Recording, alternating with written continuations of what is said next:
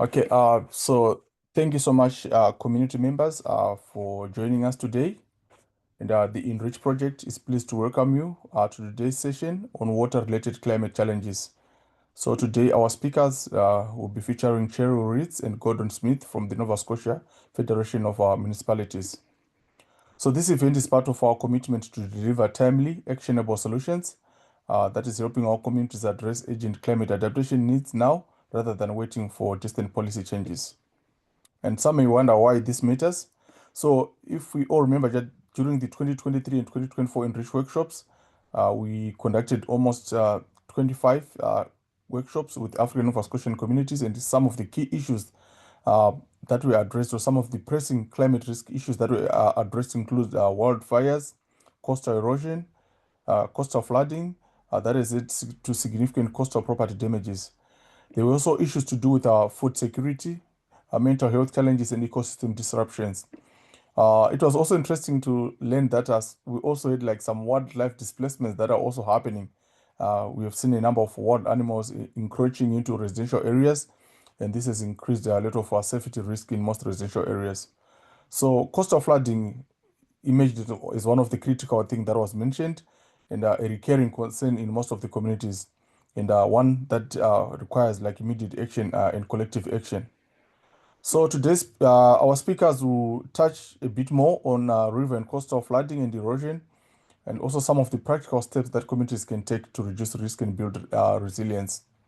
So please let's welcome Gordon Smith. So Gordon has over 35 years of experience as a consultant, landscape architect, and land user planner in Eastern and Central Canada, Botswana, and Alaska. And as a director of planning with the Nova Scotia Department of Municipal Affairs, Gordon has led to the introduction of mandatory minimum planning requirements for municipalities. He has also developed municipal floodline mapping programs and supported land titles clarification project in African Nova Scotian communities. Also at the Department of Environment and Climate Change, and Gordon also was more of like a strategic leader there, where he worked hand in hand within the community to develop some of the community action, climate action. He also supported work on Coastal Protection Act and was the lead author for the Coastal Protection Plan, Coastal Protection Action Plan. Also co-hosting this presentation today is Cherry Reeds. She has a Bachelor of Science on Environmental Science from the University of Lethbridge. Cherry specializes in coordinating climate information, facilitating knowledge sharing, and managing projects to aid people in strategic decision making for adaptive practices. She also recognizes that collaboration and cross-sectoral efforts are pivotal for effective adaptation. Uh, Cheryl was raised on a farm, and so she possesses some practical insights and experience on climate change from her family's business. So another thing to note about Cheryl is that prior to joining the Nova Scotia Federation of Municipalities, she also worked on climate adaptation with Horticulture Nova Scotia and forest management with the government of Unicorn. Um, Before they start, I also need to take this moment to remind all those listeners today that we have to respect our speakers' time. So I would ask everybody to hold all their questions until the Q&A portion at the end of the presentation. And we look forward to informative and solution-driven discussion today. So over to you, Cheryl or Gordon. I don't know who is going to start today. The floor is yours. Yeah, so that's going to be me who starts, and so I'll just launch in. So thanks very much, everybody, for your time tonight. And I know recognize that it's the evening, so I really appreciate that, and I appreciate you taking the time to attend this talk. And what we're going to do is each take about maybe 20 minutes or so at the most, hopefully, and then have some time at the end for questions. And we're really happy to answer any questions you might have. So I'm just going to share my screen here. And if you can confirm, Trimore, that people should be able to see that. Let me check. I can't see it from my end. I don't know if others can see it. No, nothing yet, Gordon. Okay, thank you. Sorry, just as our usual thing there. There we go. Have to click one more button. Yes, that's I good. apologize for that. There. Now can people see that? Yes, we can. Great. So I'm going to focus on coastal issues. I'm going to give a little bit of an introduction, and then Cheryl's going to take over and talk a little bit more about river issues. So just let me get going here. So just as a recap, and I know Alex Cadell from Nova Scotia Environment and Climate Change had come and I think given a talk to some of you folks, but just to give a little bit of a background on this talk is looking at weathering what's ahead. That was Nova Scotia's, the government of Nova Scotia's report on climate risk and Nova Scotia's well-being. And so thinking about that, our climate's going to continue to change. And I think out of that list that was in that report, for today's talk, the issues are rain's going to become more intense, storms are going to become more frequent and intense, and sea level is going to continue to rise. And in the short term, flooding is the primary concern, excuse me, before heat takes over mid-century. So right now, up until about 2050 or so, flooding is going to be some of the key issues that we're facing. Um, the impacts are going to be different in different places in Nova Scotia, not only due to topography and other environmental conditions, but also due to the capacity of communities to react to what's happening and adapt to what is happening. So what was interesting in this report, it outlined the risks that we face, but it also showed that improving things like health, education, housing, income, and social supports can also reduce vulnerability to climate change. The other thing I just wanted to talk about as a bit of an introduction here is the idea of the difference between hazards and risks. So if you look at this diagram here, a hazard is anything that can cause harm. So it's just things that are there. Risk is like, what's the likelihood of harm happening from that hazard? So if we think about climate change mitigation, that's about reducing the hazards that we have. So if we try to reduce greenhouse gas emissions and things like that, is trying to make climate change less bad. Adaptation is the process of trying to reduce that risk. So what are we doing to react to the hazard that's there? And some of the things that, we can talk about in this talk a little bit are about where do we locate our homes or our businesses or our roads? Can we move some of those things maybe to put them in a safer place? And that's adaptation. Sorry. So the first thing I want to just talk about, sea level rise and coastal flooding. And I'm not sure if people are aware, but you can look at the coastal hazard map that the province of Nova Scotia has put out. It's got a number of scenarios that point out to the future. But what's interesting in that is if we look at this slide that's showing here, you can see the olive green area. That's the prediction of what areas will be flooded by 2050. And it doesn't matter what projections we use out into the future. This is pretty sure to happen, right? Like it's what happens with those projections is they're all very similar till about 2050. And then at 2050, that's where more uncertainty creeps in because we're getting further into the future and it's, we're kind of crystal ball gazing and it's hard to know exactly what's going to happen then. And a lot is dependent on how society reacts in terms of our greenhouse gas emissions. So if we really got our emissions under control, got to zero or something like that, we're still going to have changes like you'd see for 2050, but they maybe aren't going to get out to that purple area, which is worst case in 2100. So you, as members of the public, can go to this map. So the way I find it is I just type into Google Coastal Hazard Map Nova Scotia, and it comes up and you can start to look, and it's got a great way to look at different locations. So you could type in an area like Birchtown and the map will take you right there, or you can type in a street address, or if you know your property identification number, you can put that in, or so there's many ways to find what you're looking, and then you can just move around on it. It works very similar to Google Maps.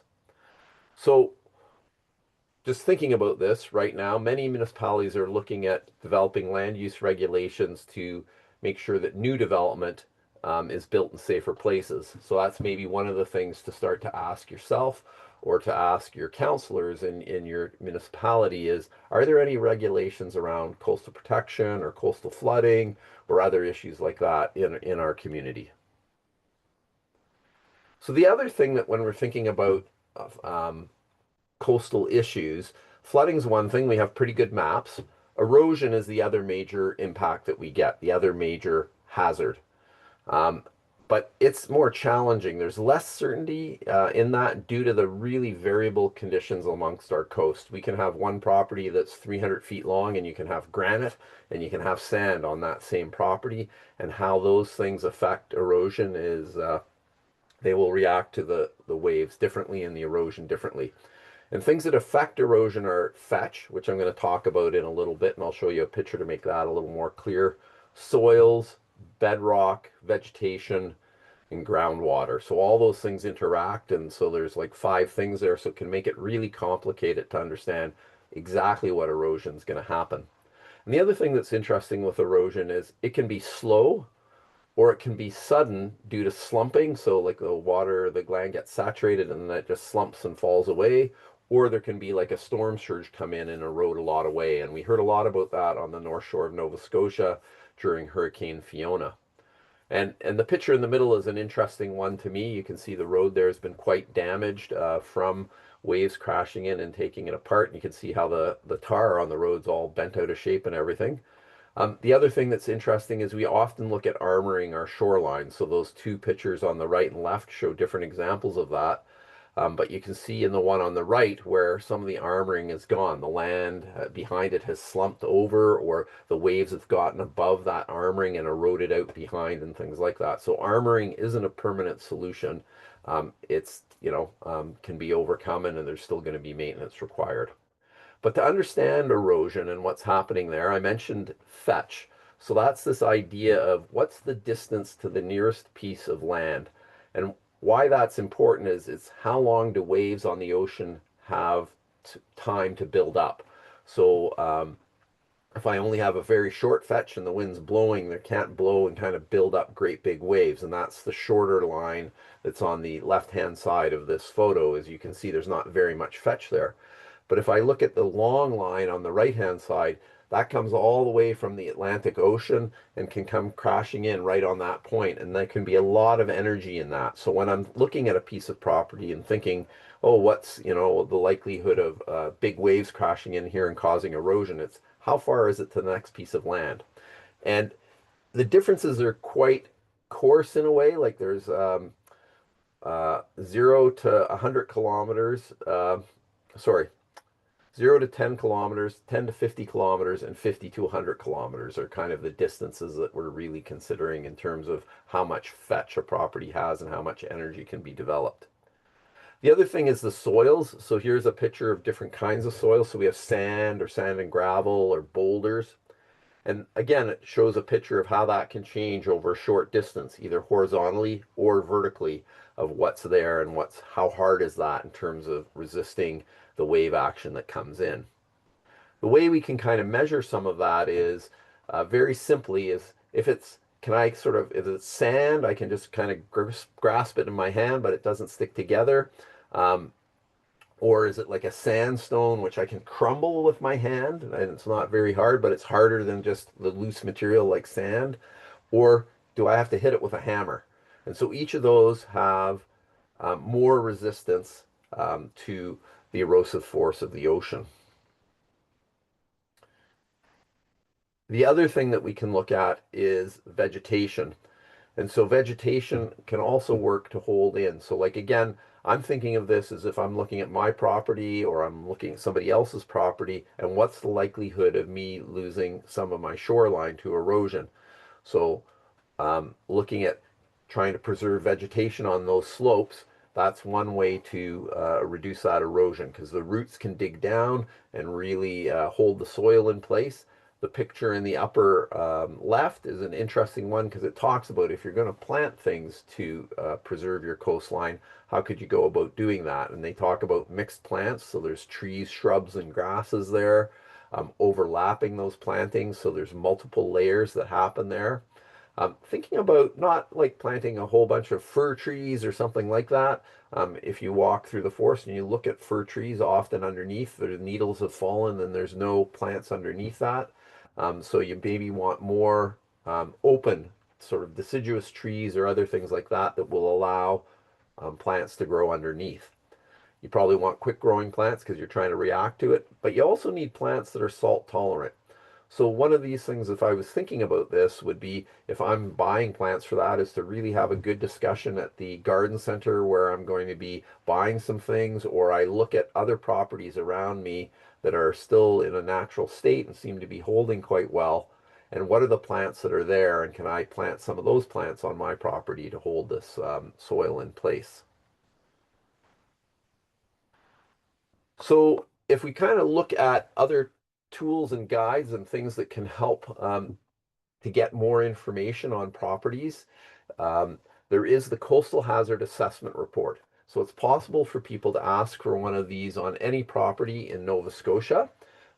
If you go to the website that's shown there, what I did to find that was I just typed in, Nova Scotia Climate Change Assessment Report, and I got a hit. Or we'll make these presentations available and people can copy the links there.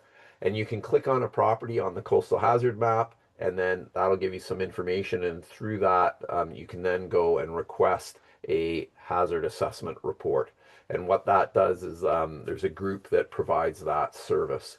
And I guess I'll say that with a coastal hazard map as well. If you're having any problems to use that, it's possible to reach out and get a navigator to also help you to understand what's going on that map or how to use it and things like that. So with this, so the hazard assessment report is going to be about a specific property. It will tell you about the risk of coastal flooding, and it will give you a very high level assessment of what's happening or could happen in terms of erosion. Another piece that's really interesting that's out there is there's this checklist for buying a coastal home in Nova Scotia. It's kind of questions that a buyer of a property who wants to build a house or they're buying a house should ask themselves. But it could also be used by people who are thinking about doing further construction on their own property. So it's, gives suggestions of like, look at the hazard map. Consider building structures maybe a little further from the edge of the embankment or right on the coast. Like what could potentially happen in terms of flooding? What about coastal erosion and things like that? So this is a really useful tool to, just ask yourself some questions as you're considering building, or you're looking at your community and thinking about your community in places that might be at risk. And so that, again, you can start to organize yourselves to discuss with your counselors and people like, what are we going to do with this risk? Or, talk to your emergency measures organization. So if there is a sudden onset of a storm or something like that, that you're better prepared and they're also better prepared to help you. Some other really good resources out there. There's a video by the Nova Scotia Association of Realtors about buying coastal property. Again, it talks about buying coastal property, but I think it's really relevant to people who are already living there to think about what are some of the issues that they might face. But I found it really approachable, really easy to understand, and they talked about a lot of really good things there to help out. The province also has some other guides, safeguarding your coastal property, which is to help you think about different ways of approaching issues that you might be facing in your property in terms of erosion and flooding. And then there's this whole concept of nature-based solutions for coastal property owners. So that bit I was talking about using vegetation perhaps rather than armor stone. The vegetation would be considered one type of nature-based solution. There's also like planting grasses on dunes, looking at what's happening a little bit further out in the water and how do we build materials there that are a little bit more natural and can kind of flex with what's going on a little bit more to protect our properties. So there's some more discussion in that document as well. I think the other thing too is if we're thinking about this and thinking about trying to protect our communities, I think getting that understanding, like I was talking about earlier, what are the issues? What are we facing? Is there erosion and things that are happening or have happened in the past? Is there flooding that's potentially going to happen that's going to impact really important parts of our community? I think it's getting organized around that and then really trying to work with your municipality. They're very much sort of at the front of a lot of this and can, through planning, emergency measures, and other approaches, try to help out.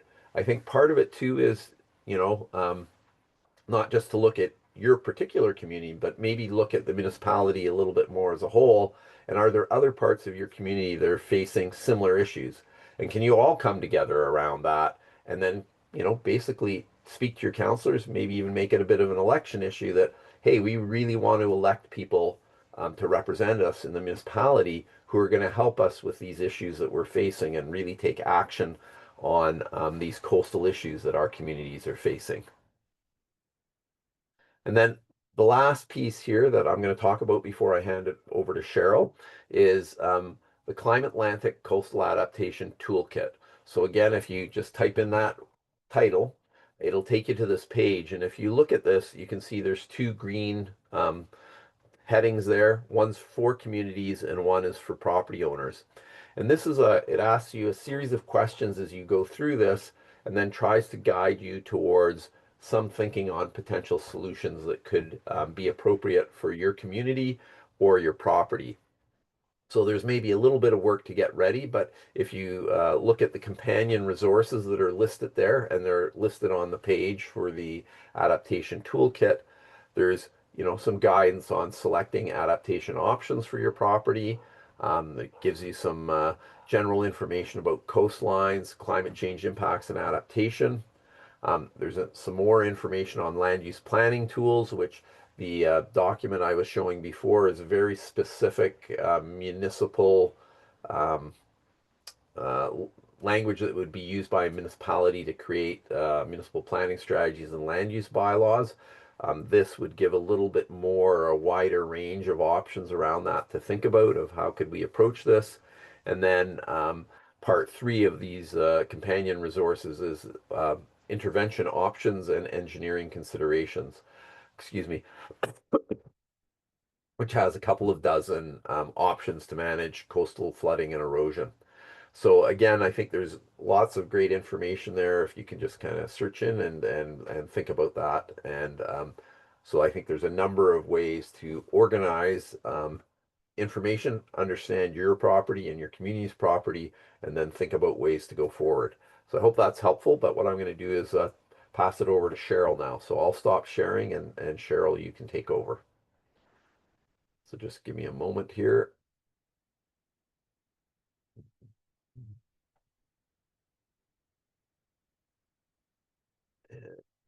Excuse me. Sure why it's not letting me stop sharing. Let me see if I can Yeah, stop. I don't see my button to stop it. Okay. Let me just make my screen larger. I wonder if I can just take over the sharing. Let me try that. Yeah, just try that. Yeah. Yeah. Oh, there. Oh, I there we should go. stop now. There we go. Okay. All right, let me try do this.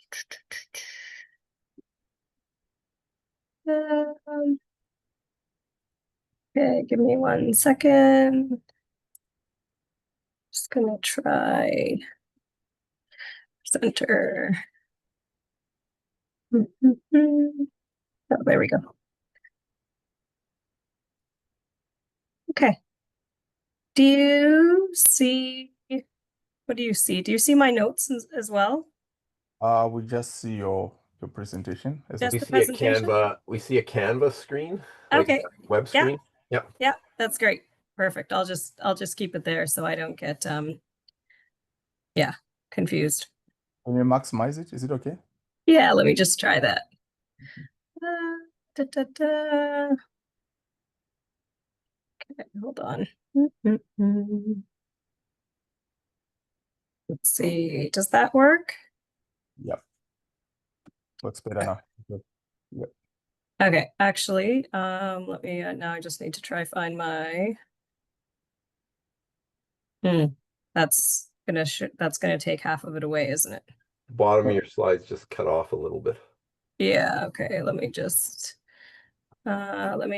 stop sharing for 1 second. Let me just try grab that screen in particular. Oh, there we go. Advanced. Portion of screen. Okay, here. Just give me a minute to minimize. Oh, this is going to take me even less of a minute here.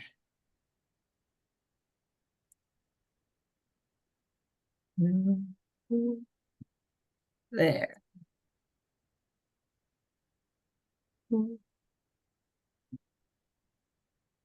All right.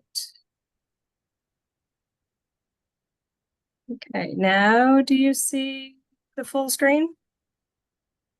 Yeah, I hope. I'm not sure. I think so, yeah.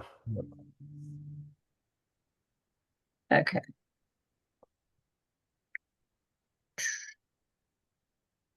Okay. Do you just see the presentation? Yep. Well, then, yep, now we just see the presentation. Great. Okay. All right. So hi there, everyone. I'm Cheryl Ritz. I'm the Flood Adaptation Coordinator for the Nova Scotia Federation of Municipalities. I'm going to talk more about, Gordon talked about the coastal erosion, coastal flooding. I'm going to talk more about inland flooding, so kind of away from the coast and more inland on rivers and tributaries and streams. So we're going to talk about, understanding, preparing, and acting together. So let's just talk about inland flooding and what it is and kind of how water moves. That's how I'm going to start out. So basically, this is something that affects all of us, and it's important to understand how it happens. So first, pluvial flooding. This occurs when we have heavy rainfall, so much that our stormwater systems can't keep up.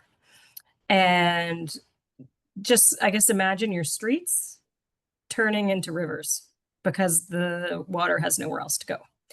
And then we have fluvial flooding. And this is coming from our rivers and streams that are basically overflowing their banks. So think of filling up a cup of water and the water spilling over. So both types of these are inland flooding. They occur simply because too much water in an area that our natural spaces can't handle, and or our infrastructure that's in place, like culverts and ditches, stormwater pipes, can't manage. So understanding these types of flooding and how it helps us prepare what we can do. So how the water flows is also another key piece. So talking about a watershed and what that is. So this is kind of a process. It's basically nature's drainage system. It's when we have rain, snow, any sort of precipitation that falls within its boundary that either flows over land or that goes into our ditches, our drains, vegetative areas, or seeps into the ground. So this water usually goes to one focal point, which would be reaches the rivers, reaches the lakes, or even the ocean in Nova Scotia case. So also a portion is absorbed by plants and the soil.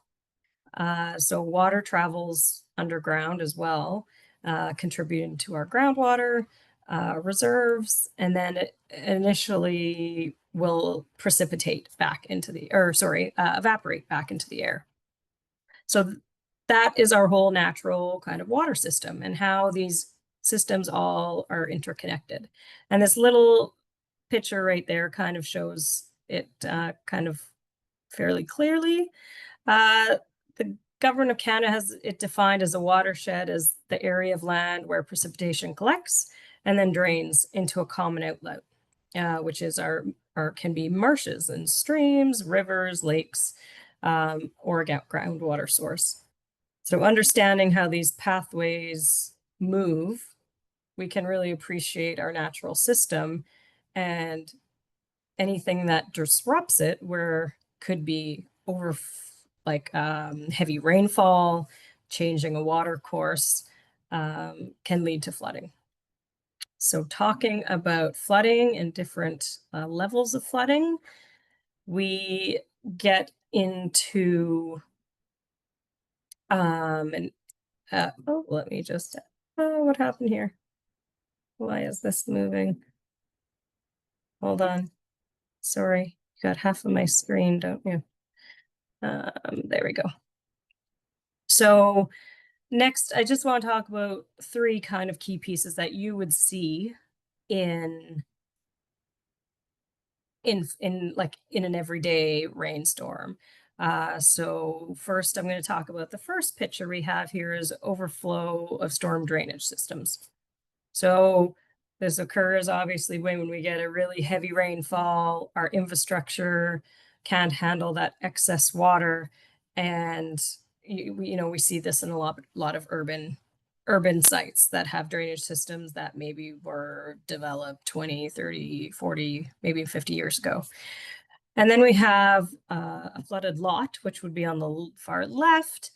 And that is more like localized flooding. That would be like your home lot that your house sits on, or your apartment sits on, or your business may sit on. And this is kind of more localized form of flooding, and it usually happens where there's low-lying areas or poor drainage. And this is where it'll affect your homes and your businesses. And then finally, the far right is a breached river. So this is where it's more community affecting, extends out into your watershed just a little bit more. And this is when the rivers are exceeding their capacity and the water's moving over, breaching those banks along the sides, which can lead to a widespread flooding of the areas around it.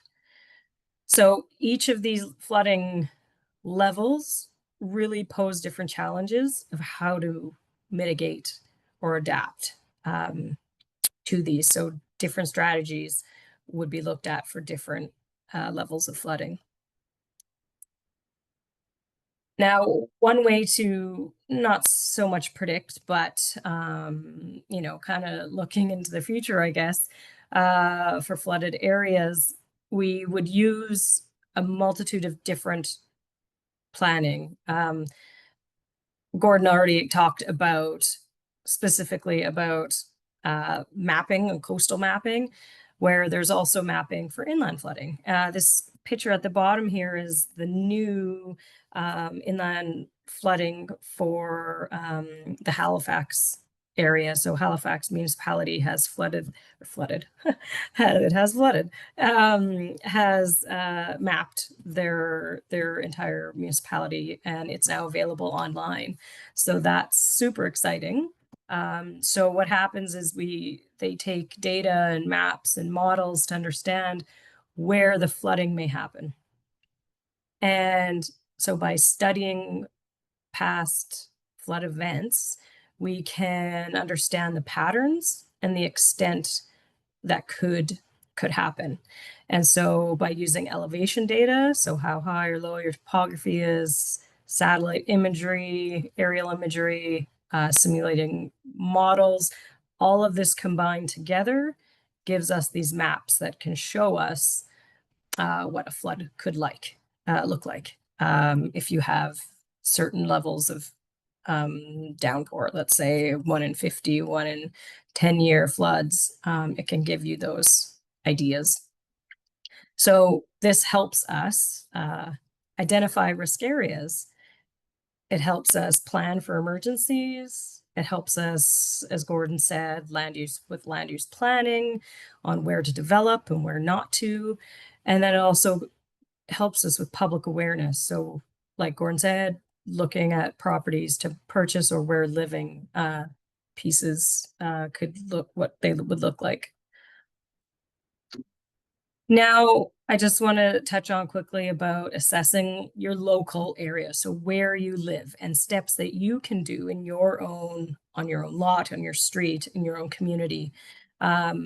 Basically, like it's pretty, simple things that you can do to make a difference. First, take a walk, look through your neighborhood, pay attention to signs that where there's standing water or low-lying areas. You should, document it.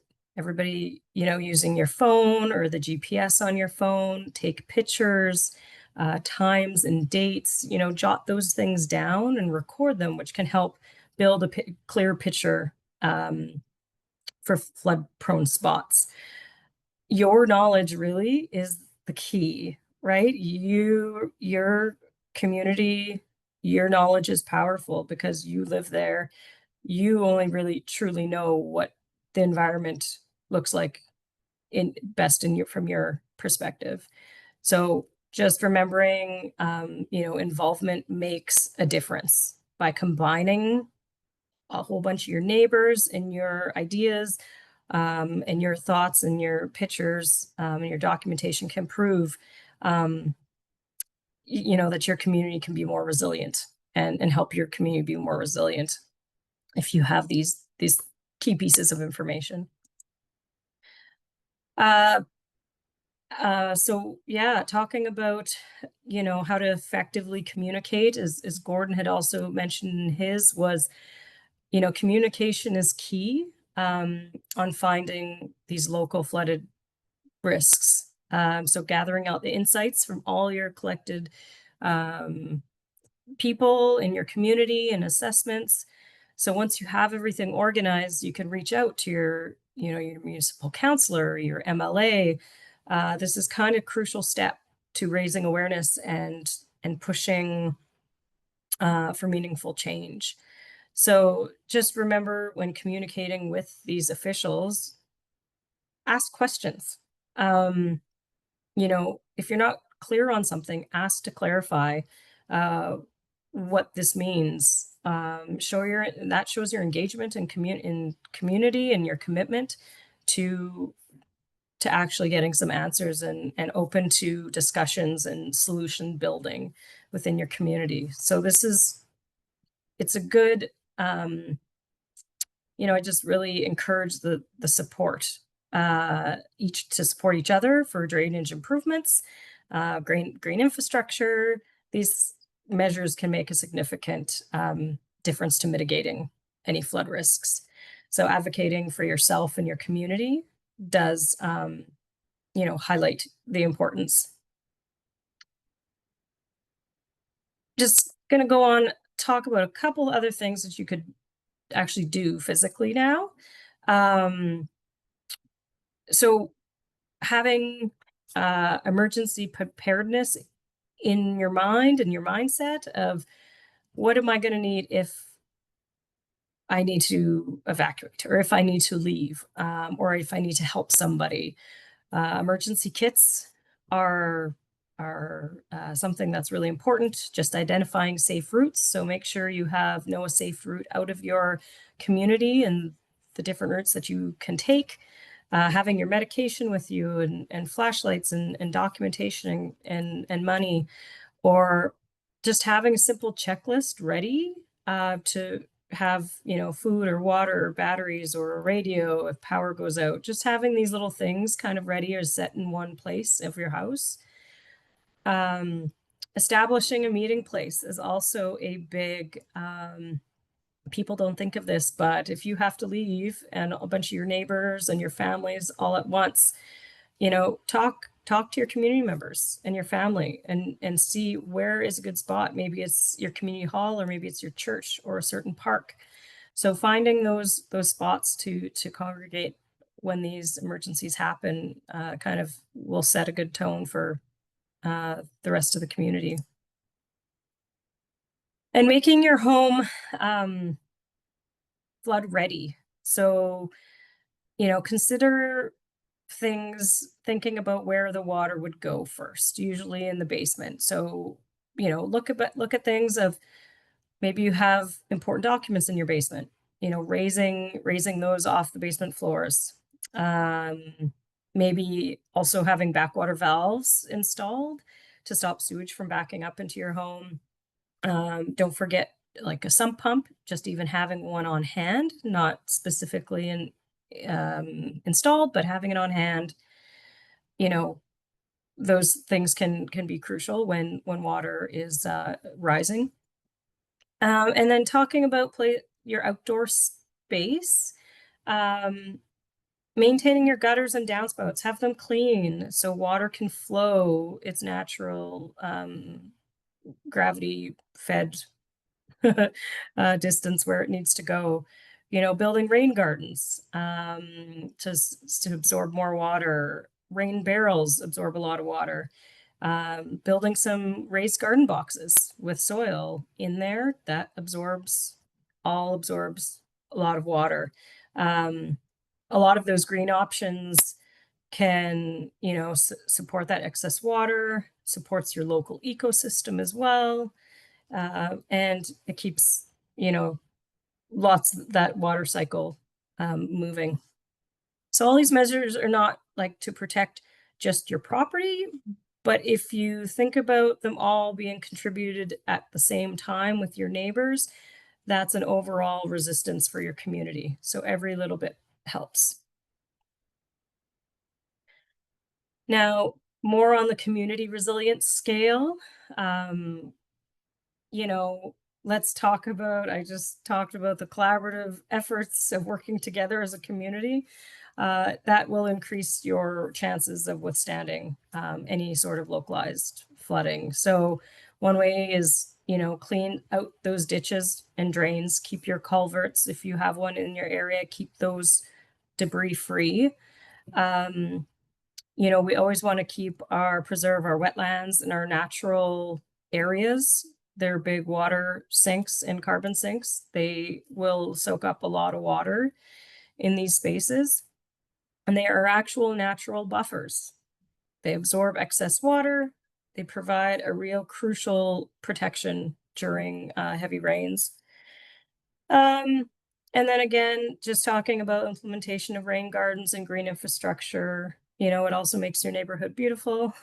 And it does serve an important function in your managing your stormwater.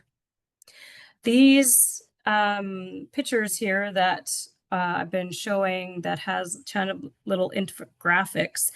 These are done by the Intact Center for Climate Adaptation, have put these together, and they're great little infographics and little resources to look at and to reference. So I'll show that at the end right here. And this is just my last slide. It gives you a little bit of tools and resources to go and look up all these adaptations and mitigation strategies. Climate Atlantic was referenced through Gordon's previous slides. And the Intact Center is what I just talked about. They have a lot of flood adaptations ideas and have some good checkup that you can also do some more checklists. And they have plenty of information on climate risks and adaptations. Yeah. All right. So I am done. I will stop sharing. There we go. Yeah. So I guess I'll turn over to you, Trimore. And if you want to do question and answer, Gordon and I are more than welcome to answer anything we can. Thank you so much, Gordon and Cheryl, for the presentation. I think it was really, really informative. Like most of the stuff that I really learned today, it was really good to know about how to prevent it, also how flooding and erosion are a big thing in our lives today. Just for the sake of other people who are listening here, so the coastal hazard and erosion map, that tool that was mentioned by Gordon, we are planning to have another session with a person from it should be Clean Foundation. That's Logan. So we are still finalizing on that in terms of how to practically use that map. So watch out this space for that presentation. So I'll open the floor to any members who are here who would like to ask a question to our presenters today. The floor is yours. You can just raise your hand, then we can start from there. It may not be a question, it may be a comment or anything that you liked. Feel free, please. And I'll also say, just like I know it's a lot comes at you, and if you're thinking about things afterwards or whatever, please feel free to reach out to Trimore, and he can give you my contact details. I'm very happy to have a chat and help in any way I can if you've got questions around this. Both I've got lots of experience on the river stuff, like Cheryl as well, and I can also talk about the coastal stuff and things like that. I'm very happy to help.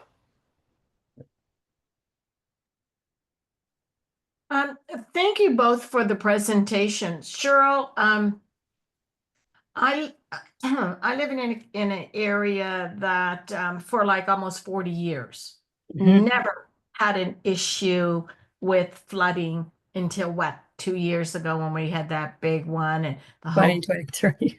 yeah. And at the time, my insurance was really lucrative, you know. I was good.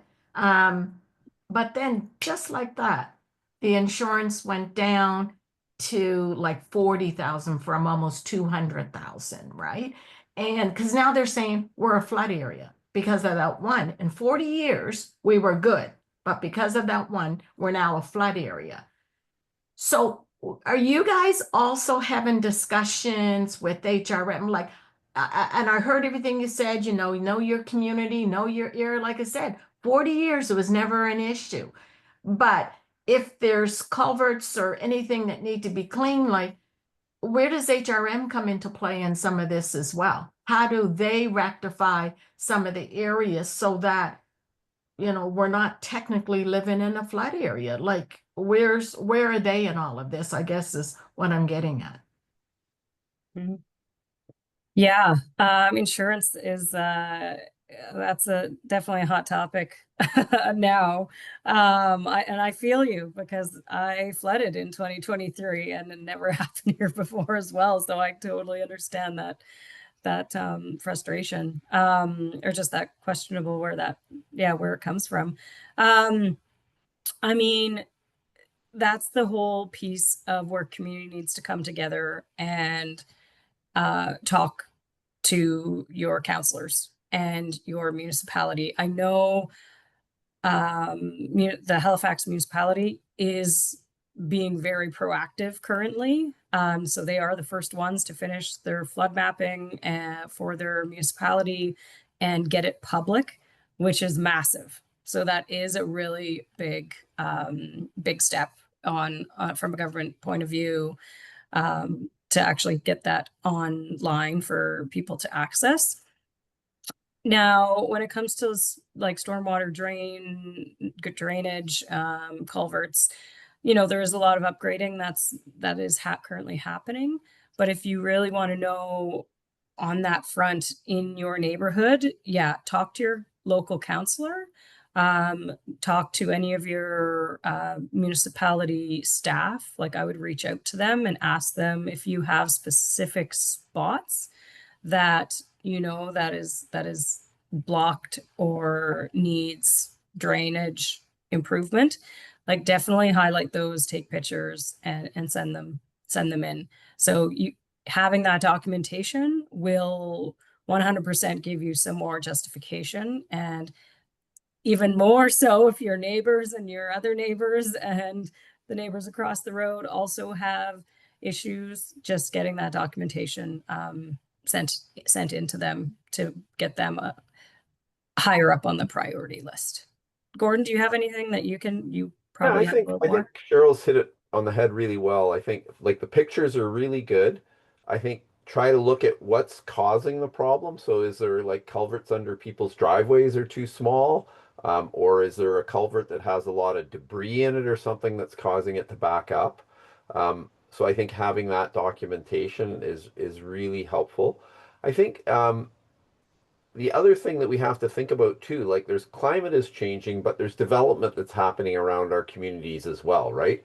So if we have an area that's built with lots of parking lots or something, or even if we just do a new subdivision, we've changed how the water can drain into the land and things like that, and that has an impact. So again, I think it's just, you know, being aware or talking about that or being aware of where your water is coming from and making sure that, you know, as there's things that are happening in your community, the planners at the city are aware of that. Just like, hey, you know, our water comes from here. What are you doing about these wetlands? And I think like that's another thing too, is like natural wetlands act as sinks for a lot of water and things like that. So maybe knowing where there's wetlands in your communities and trying to make sure that those are people are aware of those and those are being protected as a new development's happening, just because those will help with that.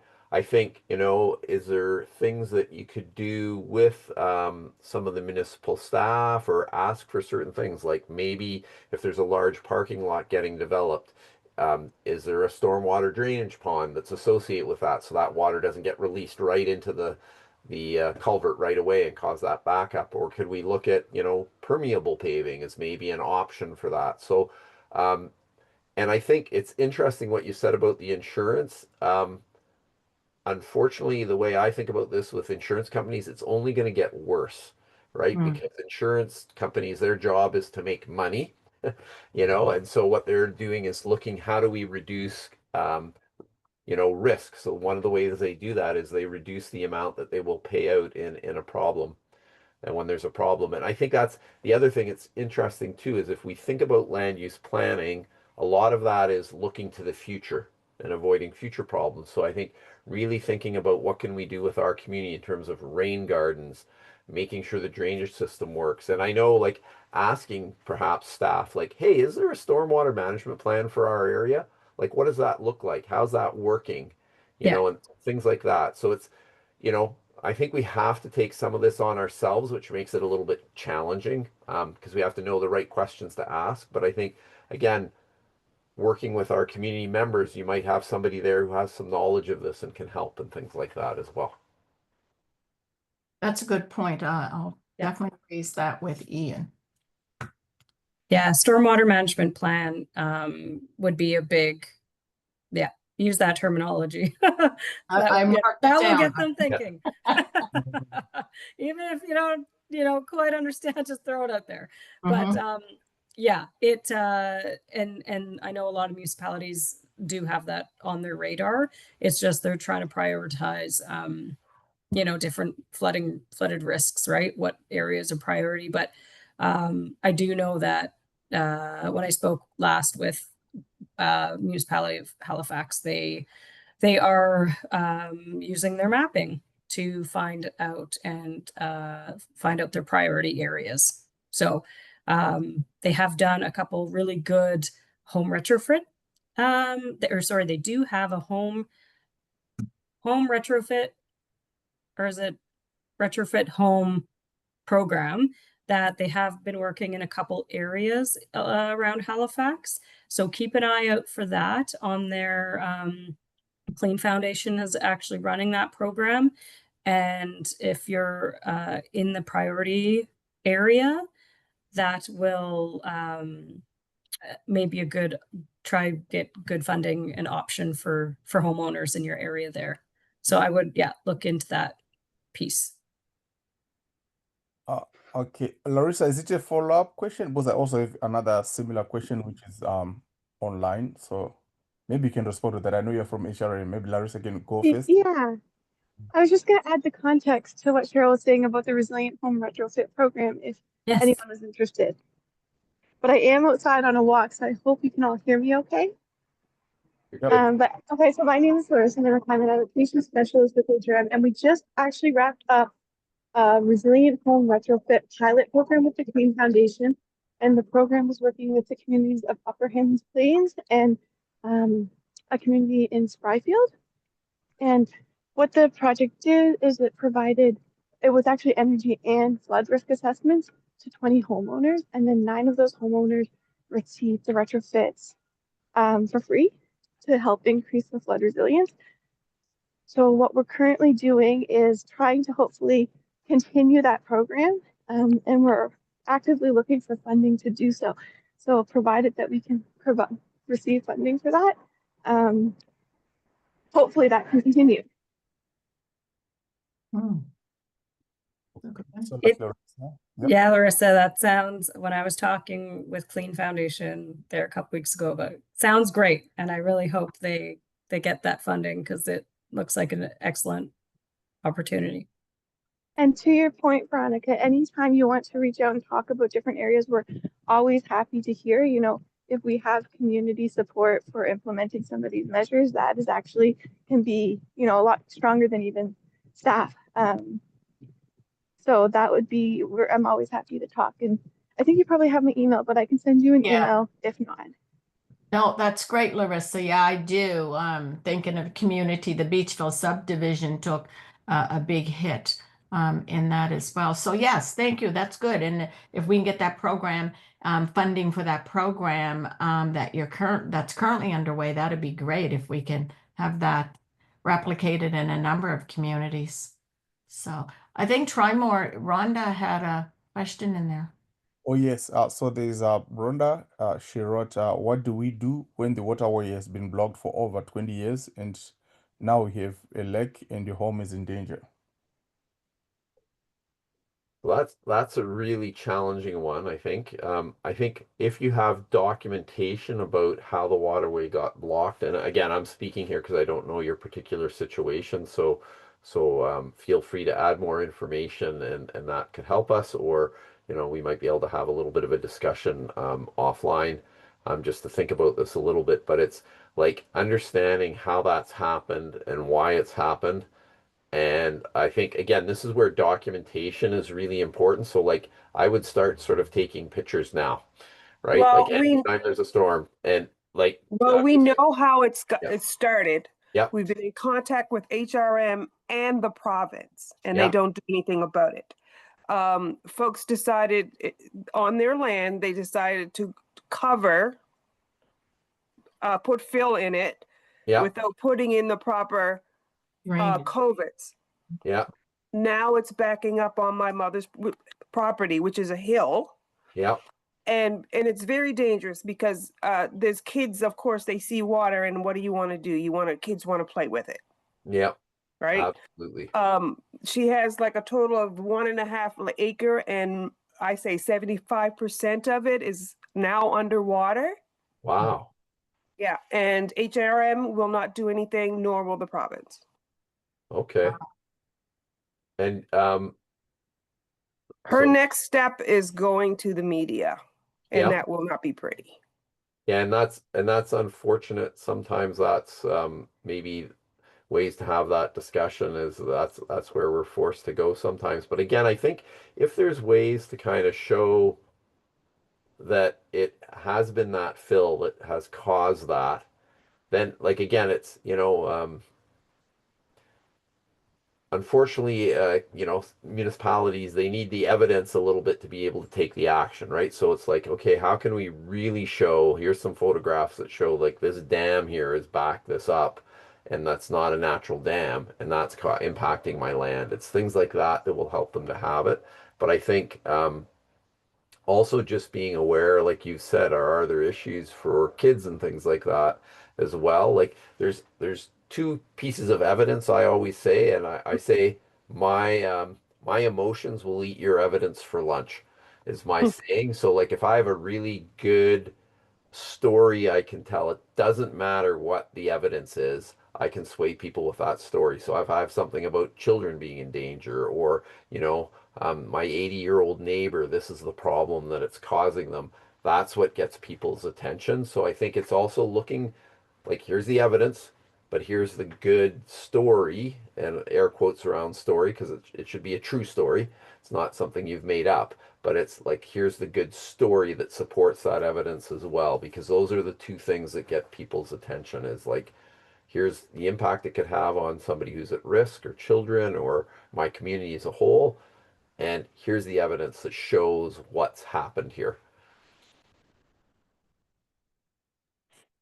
We've I- tried it all, but Okay. with no success. Oh, I'm sorry to hear that. Thank you. Maybe next time ask for an engineer to come out. Like I'm just giving, you know, a I've- lot of municipalities I've done have all that. of that. Oh, really? I've had the Okay. mayor and the counselors, couple of counselors out to look at it. Nothing. Yeah. Yeah, sorry about that, Fronda. Yeah, so I don't know if we have any other questions or comments, because I can see we are above time right now. I So have a question. Just there was a brief mention about bedrock, and I'm wondering when there's lots of bedrock present, does it make is it a potential, is it more of a risk or for harm for with climate change and all the flooding, potential flooding, or does it matter? Like versus some other natural material? So again, that's where it's important to understand what the bedrock is, right? Like, so if it's like a granite where if I hit it with my hammer, I can't break it, that's going to be really hard. That's solid. As long as you're above that sort of expected sea level rise, and storm surge would be another thing, I think you're fine generally. If it's a sandstone, you have to be aware like that will erode over time, and it can go fairly quickly if there's big waves crashing in against it, but it's stronger than sand, right? Or just a clay. So it's understanding those pieces of what do you have a little bit. And again, if I was thinking about it, I'd be going, okay, on this property here, I've got granite. I can build my house there and still get my great view of the ocean. I'm maybe about 30 meters or 100 feet back, but I still have my view and things like that. But I'm in a safer place than if I built right on the edge of this kind of clay cliff or even a sandstone cliff that's right there. So it's understanding that. And again, if you were to go to the coastal hazard map and get that assessment report, it should give you some sense of what an average sort of erosion rate should be.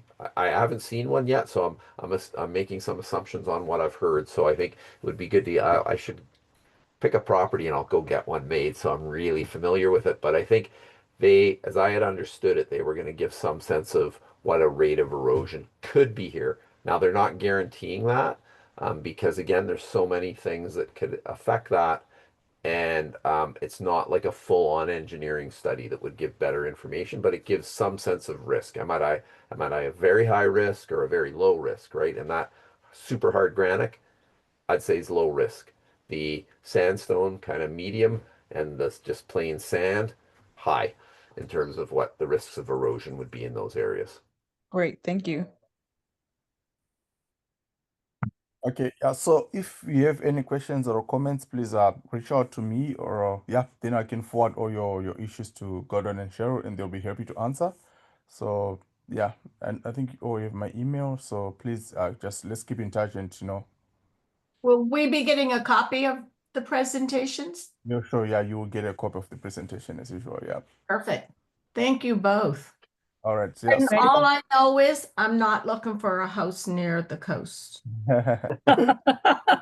Mine is just 2 houses away from the coast. I'm getting scared now in Eastern. Let's wait and see.